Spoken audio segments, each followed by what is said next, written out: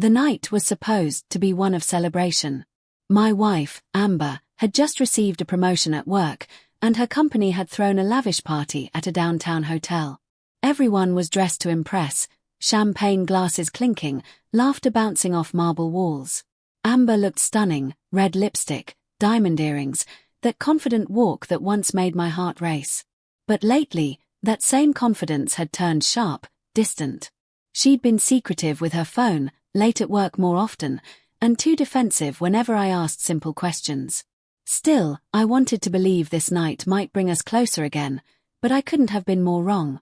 When we arrived, she disappeared almost instantly into the crowd of co-workers. I watched her from the bar as she leaned close to a tall, broad-shouldered man I'd never seen before. He laughed. She touched his arm, and something in me twisted. I asked one of her colleagues who the guy was. The woman hesitated before whispering, "That's Connor, her new project partner." The way she said it, low, careful, told me more than the words themselves. Amber had mentioned him a few times lately, always with a little too much enthusiasm. I had brushed it off as harmless. But watching her now, smiling like that, I knew it wasn't harmless. It was intimate. I tried to focus on small talk, sipping my drink, pretending not to care, but my eyes kept finding her. The way she leaned in close, her hand brushing his sleeve as they talked. My patience thinned with every second. When she finally made her way back to me, her cheeks were flushed, her perfume strong. "You okay, babe?" she asked, smiling as if nothing was wrong. "You've been so quiet." I forced a smile. "Just watching." She laughed lightly. "Don't be jealous. Connor's just a friend." Her words were casual, but her tone was teasing, daring me to react. I didn't take the bait. Not yet. Later in the evening, after a few too many drinks, she seemed even bolder. The music changed to something slower, more romantic. Couples danced, laughter echoing through the hall. Connor approached her again, whispered something that made her giggle like a schoolgirl. I caught her eyes for a brief moment, silently asking if she remembered I existed. She turned away. That was the moment I stopped pretending. When she finally came back, she was tipsy, confident, careless. She wrapped an arm around me, eyes glittering with challenge. "Come on, Mark," she said, loud enough for people nearby to hear. "Don't sulk. Smile. Kiss me." She leaned in, lips parting, expecting a beautiful husband's affection, the kind of gesture to reassure everyone that we were fine. But I didn't move. I looked straight at her, calm and cold. Her perfume filled the air between us. "What's wrong?" she asked softly, her breath warm against my face. The room seemed to pause. I gave a half smile, tilted my head slightly, and said clearly, "Not in the mood to taste your lover tonight." The words sliced through the music like a blade. Conversations stopped. Glasses froze mid-air. Even the DJ glanced our way. Amber's smile collapsed instantly. Her face drained of color as the silence stretched.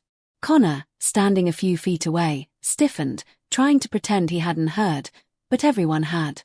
Amber took a step back, eyes wide. "Mark," she started, but I cut her off. "You think I don't notice the late nights, the extra hours with your project partner, the perfume that's not mine?" I didn't raise my voice, but every word carried across the room. People were staring now. Co-workers, friends, even her boss.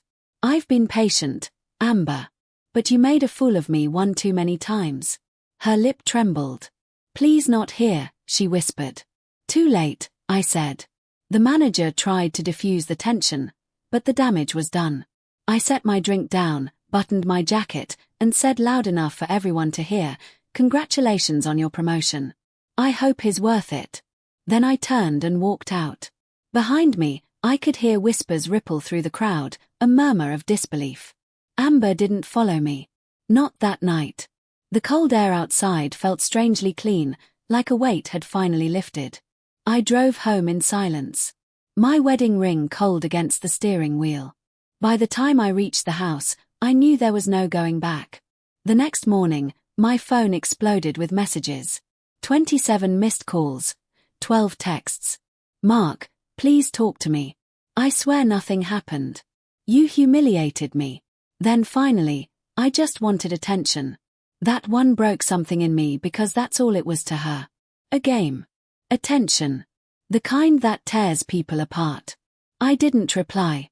Instead, I called a lawyer and started the paperwork. I didn't owe her a scene anymore. Just closure.